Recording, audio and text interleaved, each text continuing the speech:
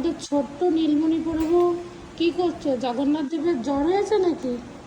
ও জগন্নাথ, জগন্নাথ তোমার কি জ্বর হয়েছে? বাবু জগন্নাথ দাদার কি জ্বর হয়েছে? বাবা কত উঠতেছে, দেখি দেখি। ওরে বাবা মাইনাস উঠে গেছে, এই যে উঠছে উঠছে উঠছে। কত জ্বর হলো জগন্নাথের দেখো তো। ও ডাক্তারবাবু, চেপে দিতে হবে? জগন্নাথের জ্বর ঠিক আছে? নীলমণি বাবা, হ্যাঁ এইখানে কি উঠছে? ঠাকুর না, দেখো তো কত উঠেছে জ্বর।